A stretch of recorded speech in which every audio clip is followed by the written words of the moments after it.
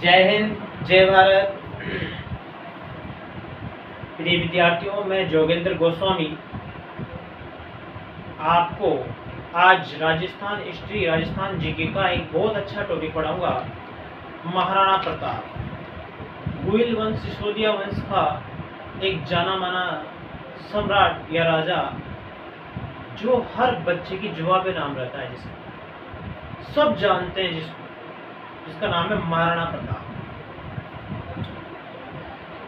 हिंदुओं का सूरज कहा जाने वाला ये राणा, जो महाराणा की उपाधि धारण करके पूरे विश्व में, राज्य भर में ही नहीं, आपके अपने देश में ही नहीं, आपके दिलों में ही नहीं, पूरे विश्व में राज कर गया, जिसको पूरे विश्व में जानते हैं महाराणा प्रताप।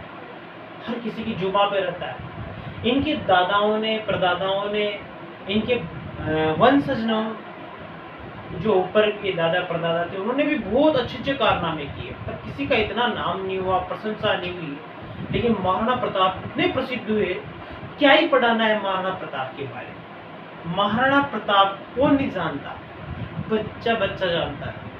महाराणा प्रताप कक्षा क्लास 3 से लेकर के, जब बच्चा थोड़ा थोड़ा नाम सुनना स्टार्ट करता है, पहले दूसरे में स्टार्ट हो जाता है कि महाराणा प्रताप भी कुछ थे, तो बच्चा इनको 12 तक पढ़ता है, कॉलेज तक पढ़ता है, सब याद है, कोई बात नहीं है, लेकिन कहानियां याद है। लेकिन जो हमारी परीक्षाओं में तथ्य आते हैं, वो किसी को नहीं पता, वो पूरे याद नहीं रहते। माना कि पढ़ने वाले बच्चों को पता है, पर स्मरण में नहीं रहते, बार बार रिवीजन नहीं हो पाता। तो मैं रिवाइज की दृष्टि से आप प्लीज इस क्लास को पढ़ें। अच्छी लगे वीडियो आपको तो लाइक करें, सब्सक्राइब करना और शेयर जरूर करना। मैं स्टार्ट करता हूँ राणा सांगा से। महाराणा सांगा के सबसे बड़े पुत्र थे भोजराज, जिनका विवाह हुआ था मीराबाई से। मीराबाई तो श्री कृष्ण भगवान की भक्ति में लीन थे, और भोजराज भी महाराणा सांगा के टाइम पे देहांत हो गया था, चल बसे थे, तो उनका तो राजा बनना रहा नहीं। उनके बाद में जो दूसरे बेटे थे रतन सिंह, उनका बूंदी के जो सुरजन सिंह थे, उनके साथ में, सुरेंद्र सिंह के साथ में शिकार खेलने गए थे, तो उनकी वहाँ पे झड़प हो जाती है, या उन दोनों के बीच में आपसी मतभेद था। उस कारण से दोनों शिकार के दौरान एक दूसरे के ऊपर तलवार से हमला करते हैं, और उसी टाइम पे रतन सिंह हमला करता है, तो जो सामने प्रत्युत्तर में है, उनका खंजर रतन सिंह को लग जाता है, दोनों आपस में मर जाते हैं। इसी बीच में 2 पुत्र और शेष बचे हैं रानी कर्मावती की, जो यहाँ के बूंदी के हाड़ाओं की रानी थी, जो मेवाड़ की महारानी थी, रानी कर्मावती। उसके 2 बेटे थे, विक्रमादित्य और उदयसिंह। विक्रमादित्य कुछ समय के लिए राजा बनता है, और उसी समय विक्रमादित्य के टाइम पे दूसरा शाका होता है, और दूसरा शाका विक्रमादित्य के टाइम होता है 1534 में। तो उस शाका के दौरान में जोर किया जाता है रानियों के द्वारा, और भाग सिंह देवलिया के नेतृत्व में केसरिया किया जाता है। इस प्रकार से दूसरा शाका मेवाड़ का होता है। 1303 में पहला शाका हुआ था। इसके बाद विक्रमादित्य महल छोड़ के चले जाते हैं। बाघ सिंह उस समय मेवाड़ का नेतृत्व करते हैं, और मेवाड़ प्रतापगढ़ का देवलिया दीवान कहलाते हैं बाघ सिंह, क्योंकि वो लड़ते हुए वीरगति को प्राप्त हुए थे। महाराणा का उस समय उन्होंने प्रतिनिधित्व किया। इसके बाद में जैसे ही शाका खत्म होता है, और वहाँ पे मुगलों का, इनका बादशाह बहादुर शाह का शासन हो जाता है।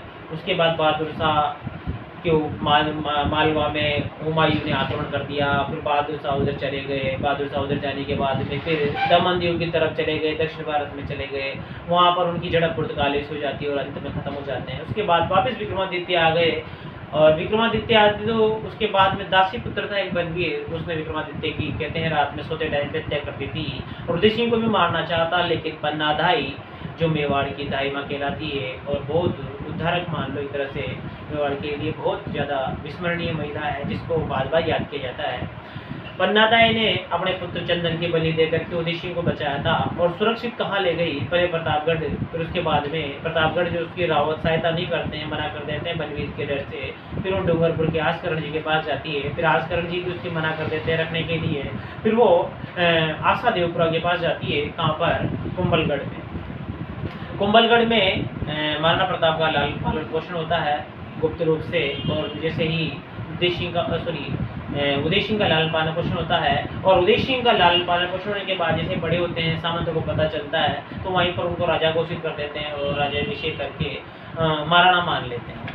और फिर इधर बनवीर पर चढ़ाई करते हैं, उस पर आक्रमण कर देते हैं, बनवीर को परास्त करके वापस उदय सिंह का शासन चित्तौड़ में हो जाता है, मेवाड़ में, और राजा के उदय सिंह के शासन के टाइम पे उदय सिंह के 9 मई 1540 को एक पुत्र जन्म लेता है, जिसका नाम था, सबसे बड़ा पुत्र, ज्येष्ठ पुत्र, महाराणा प्रताप। तो महाराणा प्रताप के बारे में पढ़ेंगे। उससे पहले एक चीज और बता दूं, उदय सिंह के टाइम पे मेवाड़ का तीसरा शाखा हुआ था। कौन सा शाखा हुआ था बेटा?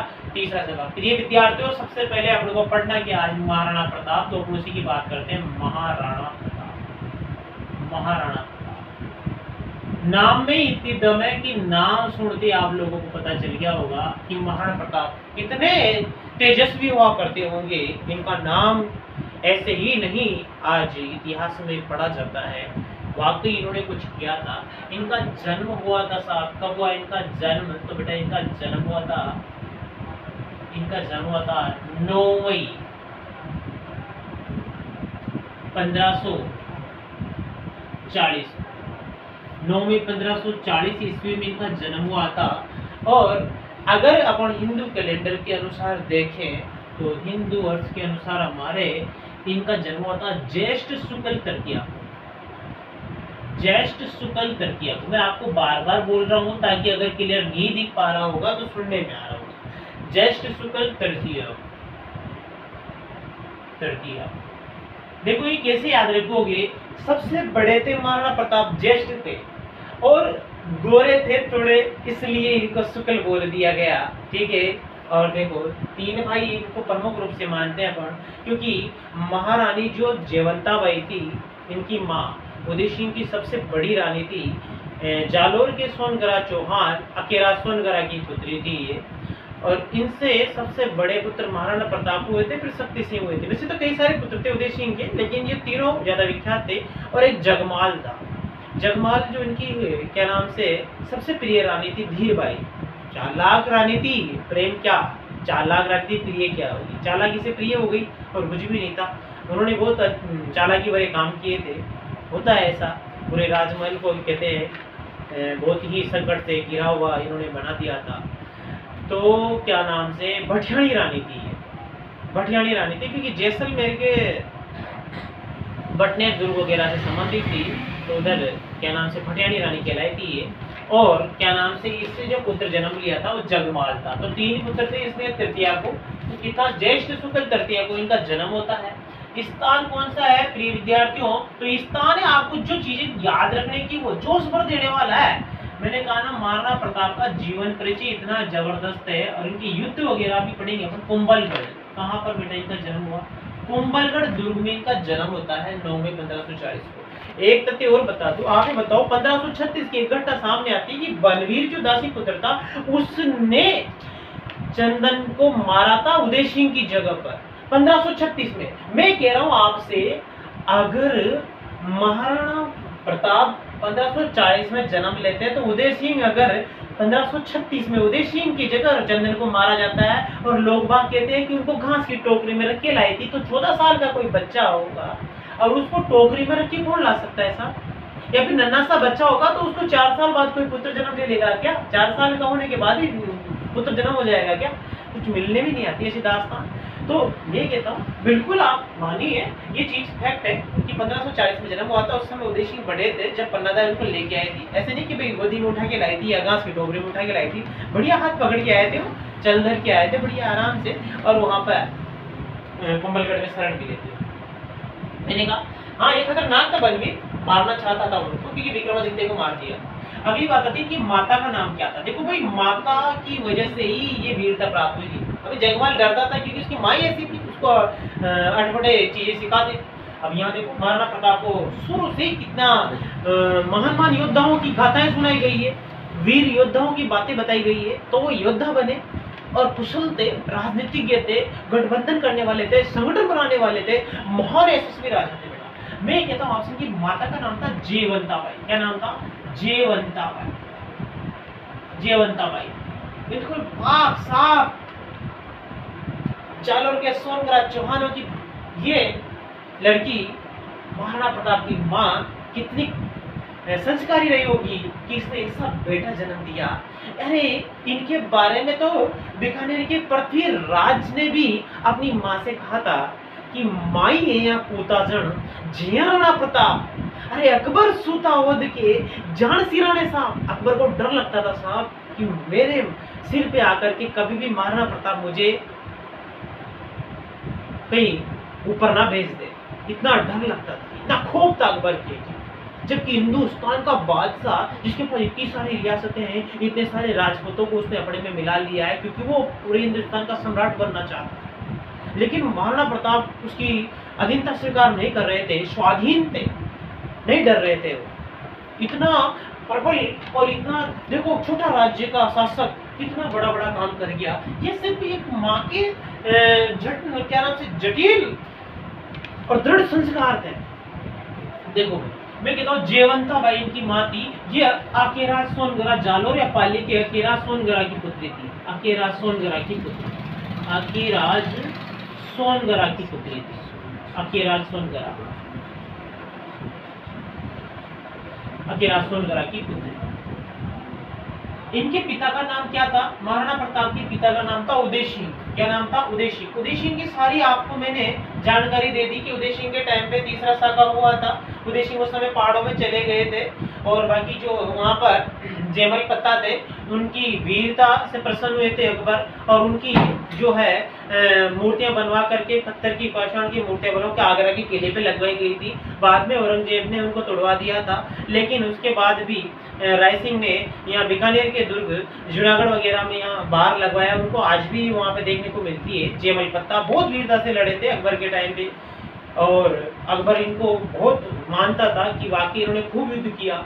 रामपोल और पांडवपोल, हनुमानपोल, इनको काफी युद्ध किया। वहाँ पे खूब वीर गति से प्राप्त हुई थी। इनको बिल्कुल एकदम लड़ते हुए शहीद हुए थे। उदय सिंह को पहाड़ों में भेज दिया गया था। ठीक है, तो देखो उदय सिंह इनके पिता थे। उदय सिंह महाराणा प्रताप, इन्होंने भी अकबर की अधीनता स्वीकार नहीं की थी।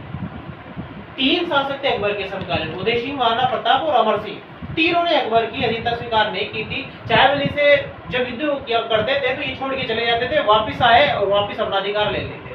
अगली बात आती है इनके जन्म की स्थान की बात हो गई, माता पिता की बात हो गई, तो महाराणा प्रताप के बारे में और इनका बचपन का नाम क्या था? बचपन का नाम, बचपन का नाम, इनके बचपन का नाम था कीका।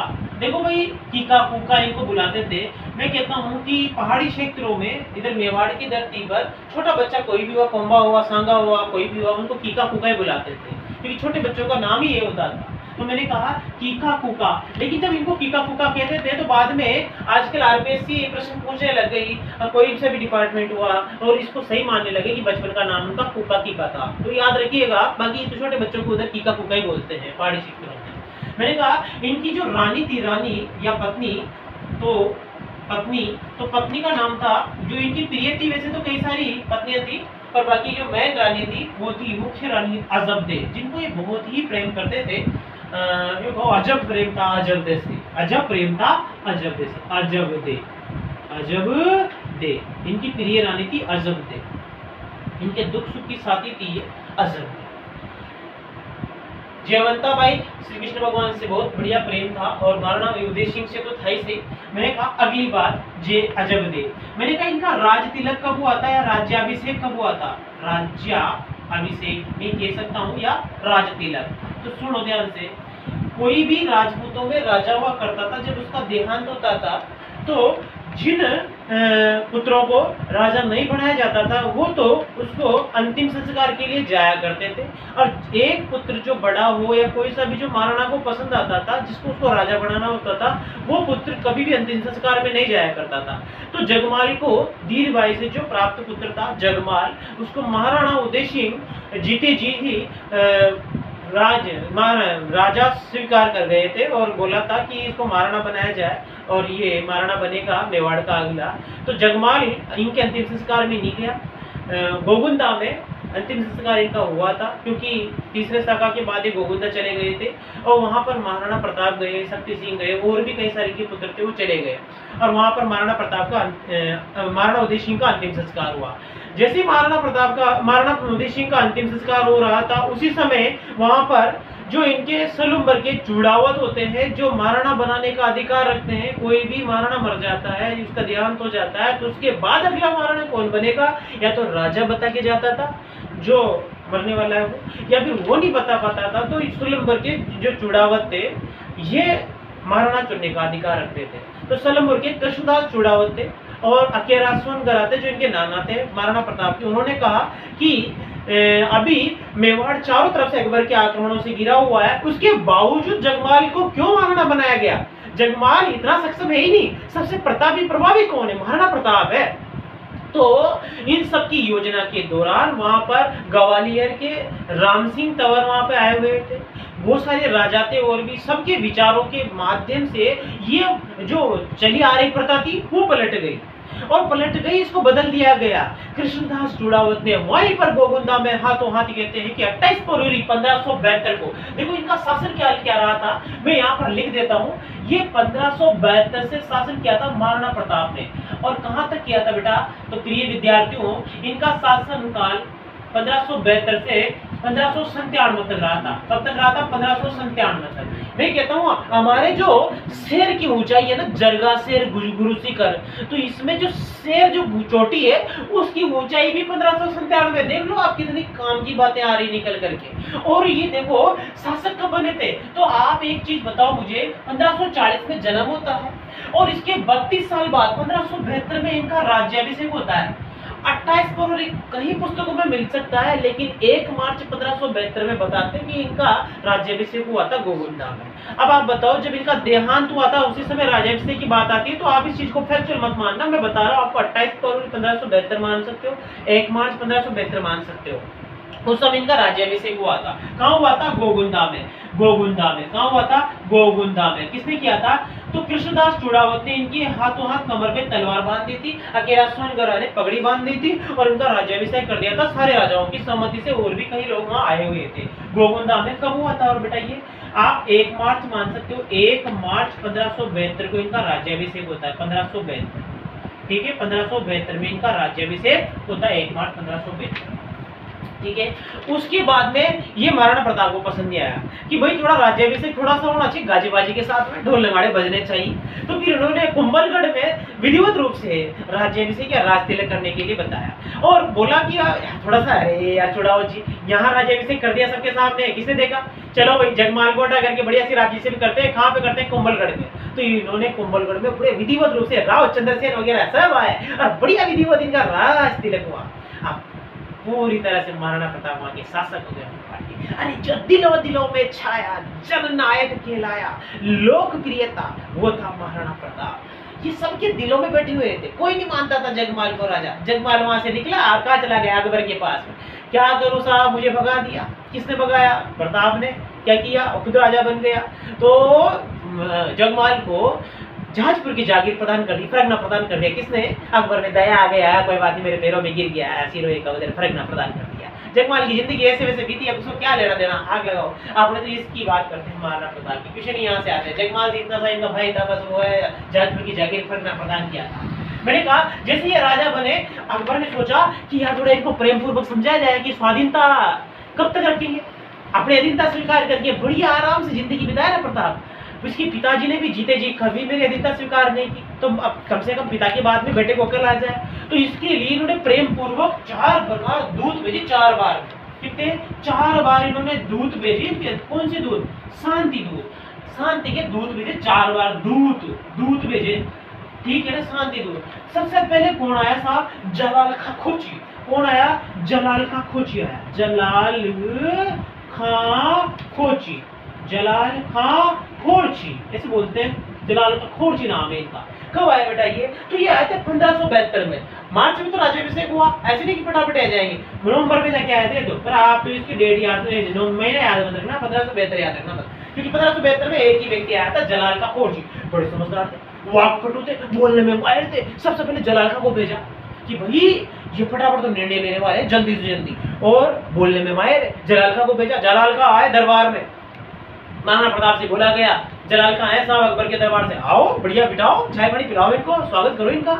जलाल खां फौजी से पूछा गया, बोलो साहब किस काम से आए हो? जलाल खां फौजी ने बोला, महाराणा मैं आपसे बोलना ही चाहता हूँ कि अकबर ने मुझे भेजा है, आप दोनों मित्रता कर लें तो आपकी भलाई है, और हम दोनों राज्यों के बीच में बड़ा शासन चलता रहेगा। आप हमारे झंडे के नीचे काम कीजिए, आप हमारे अधीनता कर स्वीकार करके बहुत ज्यादा आपको राज्य दे देंगे इधर उधर के, अकबर आपको बहुत प्रशंसा ये वो देंगे, ठाट बाट देंगे। जलाल खां को बोला महाराणा प्रताप ने, चाय पानी आप लेंगे, खाना पीना खा लें, आप प्रस्थान कर जाए, जिस रास्ते से उस रास्ते से जाए। क्यों साहब? अरे हाँ, मैं अकबर के अधीनता स्वीकार ही नहीं करनी।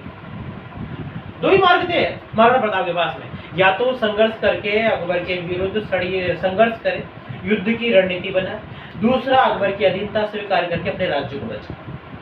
अकबर ने पहला मार्ग चुना, वो संघर्ष कर रहा था अकबर के विरुद्ध। पहला अभियान था छंदेस का, शांति का, बेच दिया। कहाँ चले गए? जलाल खां फौजी वापिस अकबर के पास, मना कर दिया साहब उन्होंने। अब देखो आप देखो, दूसरे रूप से उन्होंने जो इनको शांति के लिए अग्रदूत भेजा वो था आमेर का कछुआ। कौन था? इनका जो जोधा भाई थी उनका विवाह होता अकबर से, इनका भतीजा था मानसिंह, ठीक है ना, भगवंत दास का पुत्र था आमेर जयपुर। तो मैंने कहा मानसिंह को भेजा गया, मानसिंह कछुआ आया। अच्छा, ये मानसिंह बड़ा समझदार था साहब, सोचा कि यार राजपूत के पास राजपूत को भेजे, बढ़िया समझ जाएगा, हिंदुओं को भेजते ना, काय को अपन मुस्लिम को भेजे, पहले मुस्लिम को भेज दिया, नहीं आया समझ में तो हिंदू को भेजते हैं, देखिए शांति से समझ में आ जाए। तो मानसिंह को भेजा, मानसिंह ने यहाँ पर वेट की गोकुलता उदयपुर में आकर के उदय सागर जी के तालाब के पास में। तो महाराणा प्रताप ने मिलने के लिए खुद तो आया ही नहीं, अमर सिंह को भेज दिया। क्या बहाना बना दिया? अब आगे पापा को नहीं मिलना होता तो ये कहते हैं मेहमानों से कि पापा का सर दर्द कर रहा है, पेट दुख रहा है या बीमार हो रहे। अमर सिंह ने भी बड़े पहले तो गए ही नहीं, खाना खाने के लिए बुलाया था पर खाना खाने के लिए महाराणा प्रताप तो गए नहीं, अमर सिंह जी चले गए। अमर सिंह जी ने भी बहाना बना दिया। मान सिंह क्रोधित हो गया कि यार आप अमर सिंह जी हमारे सामने तो आपके पिताजी की बैठने की है और आप महाराणा प्रताप को बुलाइए, और महाराणा प्रताप नहीं गए। अमर सिंह जी ने बहाने बना दिए। अब क्या निकल के आता है, मान सिंह जी वहां से रुष्ट होकर के बिना भोजन किए भाग जाते हैं और जाते जाते कहते हैं कि अब आपके पिताजी का सर दर्द पेट दर्द हम कहाँ ठीक करेंगे, हल्दी घाटी के मैदान में। अमर सिंह जी इतने में बोल पड़ते हैं कि मान सिंह जी आप फूफा जी को भी साथ में लेके आना, फूफा जी मतलब अकबर, ठीक है, अकबर को भी साथ में लेके आना, और अपन जब मिलेंगे ना तो थोड़ा सा सोच पाली सी होके जाना, मेहंदी वेंदी साथ में लेके जाना, हाँ, ताकि बुआ जी के काम आएगी। अब मान सिंह को और क्रोध आ गया, अब तो अपन युद्ध में ही मिलेंगे। मान सिंह चला गया साथ खजड़ते हुए कहाँ पे, अकबर के पास में, और जाकर के अकबर से बोलने लगा आप मेरे को आदेश देते तो मैं महाराणा प्रताप को वही काट करके आपके पास ले आता। अरे एक तरफ बैठ जा भाई, एक तरफ बैठ जा, ऐसे काम नहीं चलता। अकबर ने उसको एक तरफ बिठाने के लिए बोल दिया, अरे इसको एक तरफ बिठाओ, बावड़ा है बावड़ा, शांति से काम हो जाए, क्या मतलब आ रहा है तलवार चलाने से।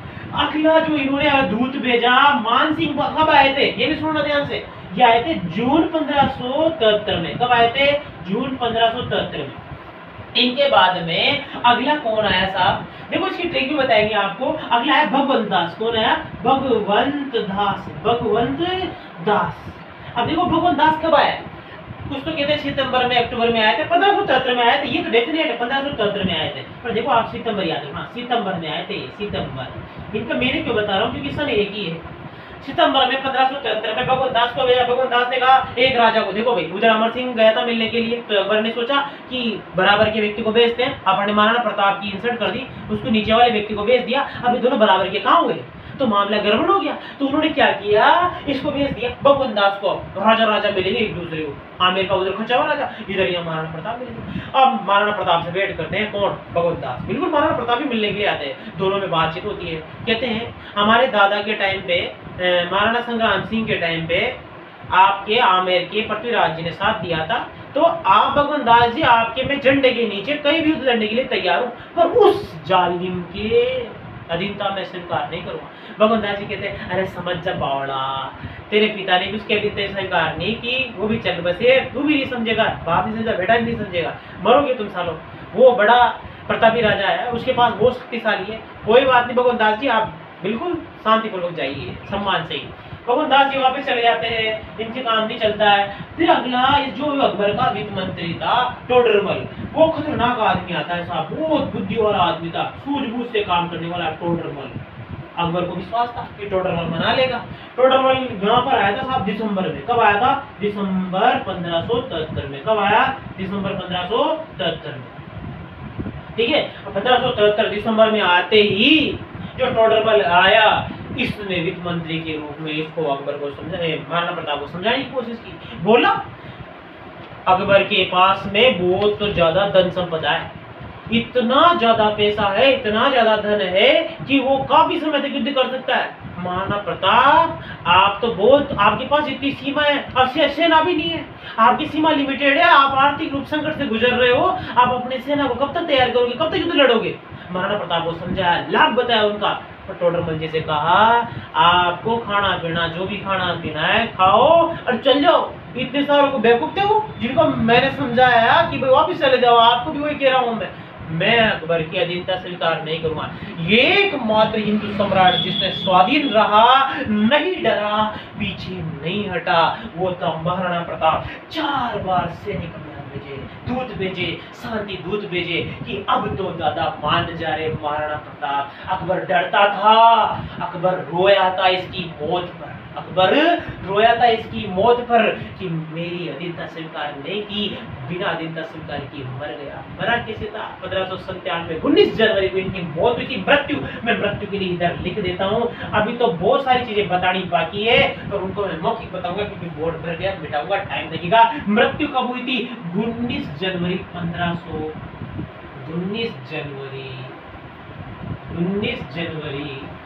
1597 को इनकी मौत हुई थी। एक चीज बेटा, इनसे जो क्वेश्चन आते हैं वही आते हैं, इन्होंने शासन कब संभाला था? 32 वर्ष की आयु में इन्होंने शासन आरंभ किया था। कब किया था? 32 वर्ष की आयु में राजा बने थे। 25 साल इन्होंने राज किया था, यहाँ से यहाँ तक देख लो, 1572 से लेकर के 1597 तक 25 वर्ष इनका शासन था बेटा। और देखो प्रिय विद्यार्थियों, ये क्वेश्चन आते हैं आजकल एग्जाम में पूछे जाते हैं। 32 वर्ष में राजा बने थे, 25 वर्ष इन्होंने शासन किया था।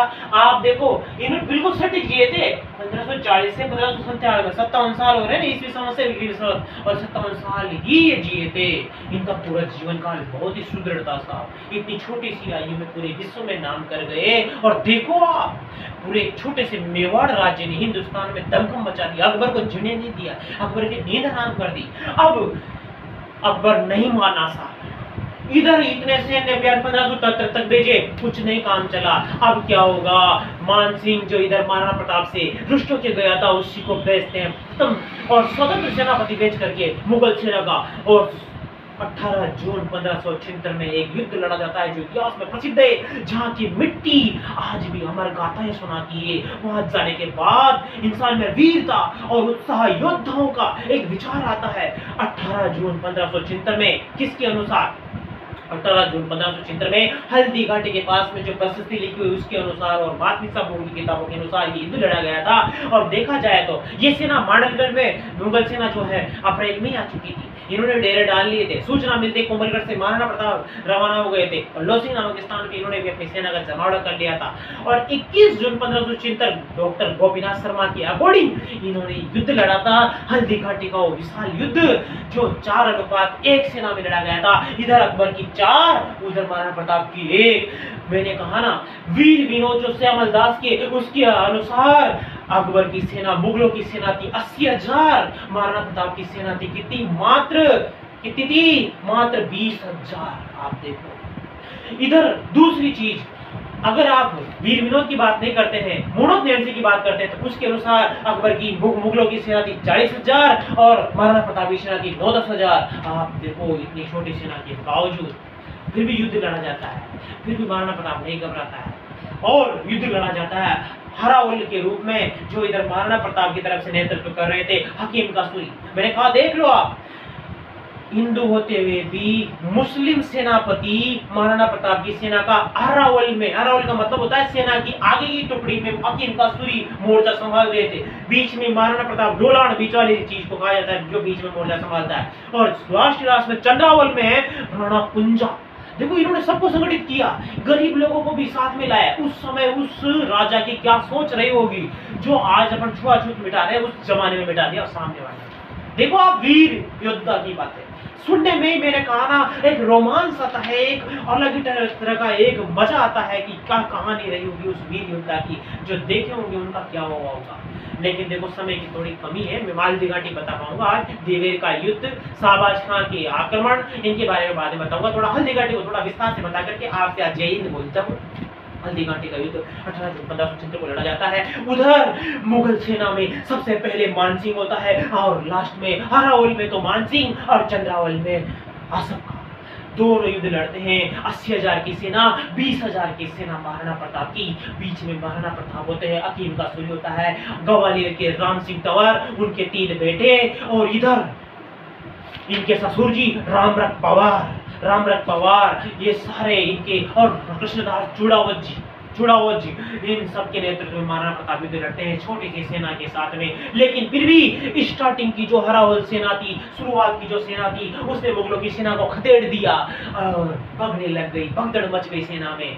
लेकिन जैसे ही ये पता चलता है मेहतर खां को, जो सेनापति मतलब मुगलों की सेना में एक सेनापति के रूप में था, मेहतर का, उसने झूठी खबर फैला दी कि बहुत बड़ी सेना की टुकड़ी के साथ अकबर आ रहा है। मुगल सेना में जोश आ गया, दोबारा हमारी महाराणा प्रताप की सेना पे टूट पड़ी और वापस लड़ने लग गई। इस बीच में हमारी महाराणा प्रताप की सेना ने महाराणा प्रताप को, जो अकबर का हाथी था मर्दाना हाथी, वहां तक ले गई, और मानसिंह का जो मर्दाना हाथी था वहां तक महाराणा प्रताप की सेना चली गई। और महाराणा प्रताप का जो हाथ को प्रिय घोड़ा जिसे कहते हैं चेतक मानसिंह के हाथी पर, जिसका नाम था मर्दाना हाथी, उसके सूंड पर पैर रख देता है, छलांग मार देता है, महाराणा प्रताप का भाला फेंकते हैं। लेकिन जो मर्दाना हाथी के उसमें जो क्या नाम से दाल सी होती है, थोड़ा गड्ढा सा टाइप होता है, उसमें मानसिंह छिप जाते हैं और भाला से बच जाते हैं, वरना मानसिंह वही खत्म हो जाते। महाराणा प्रताप को मुगल सेना चारों तरफ से घेर लेती है। उसी समय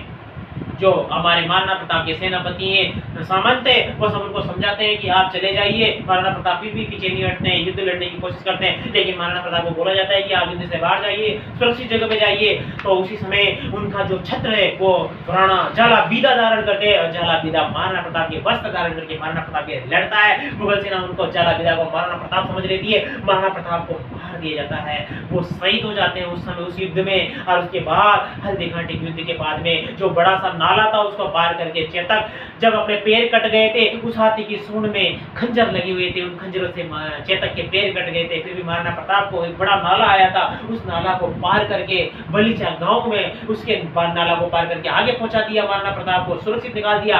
उनके साथ में उनके पीछे कुछ मुगल सैनिक थे, अपने को सामंत वगैरह थे मुगलों के, वो पीछे पड़ गए थे। पीछे पड़ने के दौरान उनके भाई शक्ति सिंह उनके पीछे भगे, और उन जो सेनापति मुगल सेनापति उनके पीछे लगे हुए थे महाराणा प्रताप के, उनको बीच में मार देते हैं। शक्ति सिंह उनके पीछे जाते हैं, अपना घोड़ा महाराणा प्रताप को देख के आते हैं। दोनों भाई वहां पे मेल मिलाप करते हैं आपस में, उनके जो संबंध है उनको अच्छे बनाते हैं। उधर चेतक जो है अंतिम सांसें गिनता है बलीचा में आज भी चेतक की समाधि बनी हुई है। अरे हल्दी घाटी का जो युद्ध हुआ था, वहाँ की मिट्टी पीली है, वहाँ पर रक्त तलाई स्थित है, बनास नदी के कांटेदार स्थानों पे ये जगह है, ठीक है। गोगुंदा के पास खमनोर तहसील में राजसमंद जिले में जगह पड़ती है।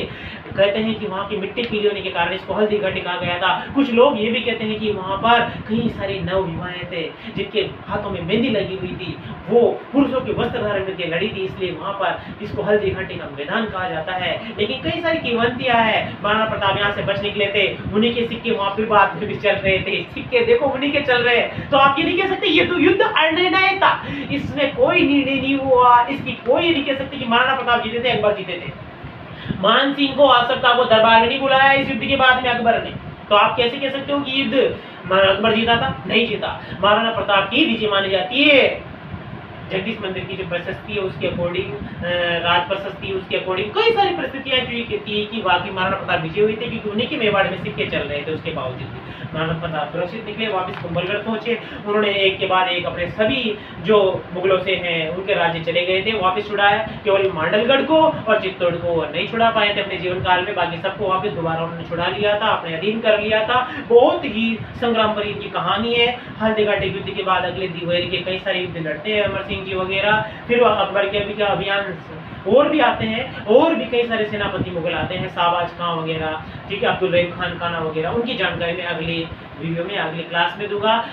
बेटा प्रिय विद्यार्थियों, अच्छी लगी मेरी क्लास तो आप लाइक करना, सब्सक्राइब करना, ऐसे देख के मत छोड़ देना, ठीक है, और शेयर जरूर करना। जय हिंद, जय भारत।